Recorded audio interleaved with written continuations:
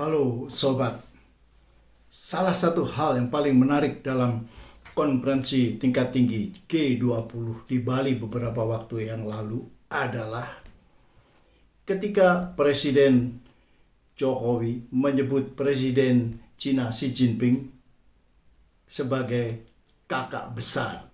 Salah satu hal yang paling mencolok dalam hal ini adalah karpet merah betul-betul digelar oleh Indonesia, dan tidak hanya untuk investasi atau para pejabat pemerintah atau swastanya, tapi juga sampai ke tingkat buruh kasar. Dan kita juga ketahui kritik terhadap antara lain banjir buruh Cina di Indonesia langsung dihadapi oleh Menko Marinvest Luhut Panjaitan yang juga dikenal sebagai Menteri Super, karena demikian banyak belasan urusan strategis negara ini yang diserahkan kepada Luhut. Ada apa di balik ini? Apakah semata-mata karena besarnya investasi Tiongkok di Indonesia? Ada hal lain yang selalu melekat dengan gerakan Cina untuk memperkuat pengaruhnya di luar negeri, yaitu operasi intelijen. Operasi intelijen Cina betul-betul merambah seluruh penjuru bumi, dan tujuannya adalah satu, tentu saja mencuri teknologi, terutama dari negara-negara maju barat. Kemudian Cina juga tidak ragu untuk memobilisasi buzzer dengan tujuan melakukan pembunuhan karakter terhadap siapa saja yang dianggap anti-Cina atau merugikan kepentingan Cina di negara mereka. Kemudian operasi intelijen Cina juga tak segan untuk membiayai kandidat anggota DPR yang bersedia menjadi boneka pro-Cina.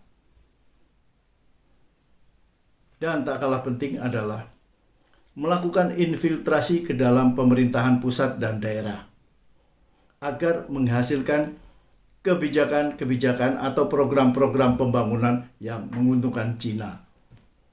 Betapa berbahaya dan merepotkannya operasi intelijen Cina di luar negeri ini sampai membuat dua agen intelijen dalam negeri, yaitu FBI Amerika Serikat dan MI5 dari Inggris, melakukan konferensi pers bersama.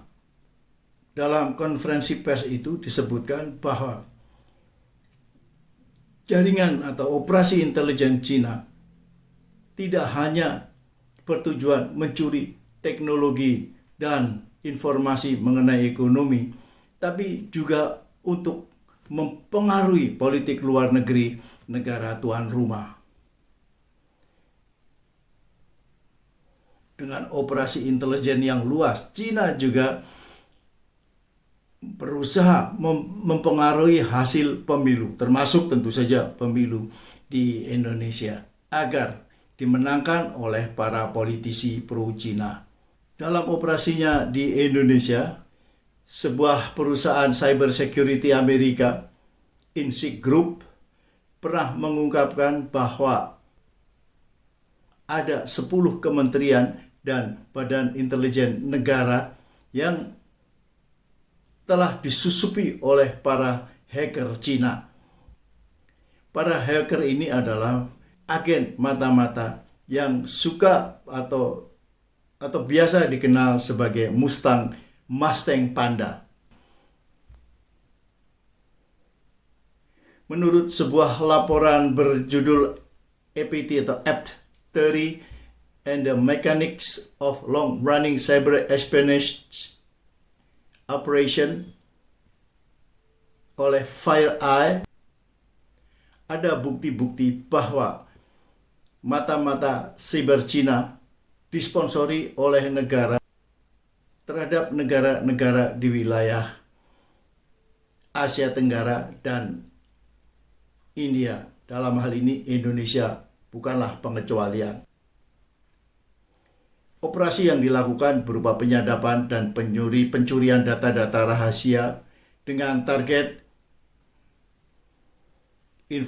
informasi militer, ekonomi, perbankan, dan bahkan dunia pers. Sebuah kajian oleh Council on Foreign Relations menyebutkan bahwa Beijing telah menghabiskan waktu bertahun-tahun mengembangkan strategi untuk mempengaruhi politik dan terutama pemilihan umum di negara-negara Pacific Rim atau bibir Pasifik. Di Australia misalnya, penyandang dana yang terkait dengan Beijing menghabiskan banyak uang untuk membiayai para politisi dalam rangka mempengaruhi kebijakan luar negeri agar menguntungkan Cina. Juga disebutkan bahwa Beijing berusaha untuk mempengaruhi politik di Amerika, media, dan masyarakat. Antara lain dengan mengembangkan narasi dalam rangka mempromosikan segala hal yang positif tentang Cina.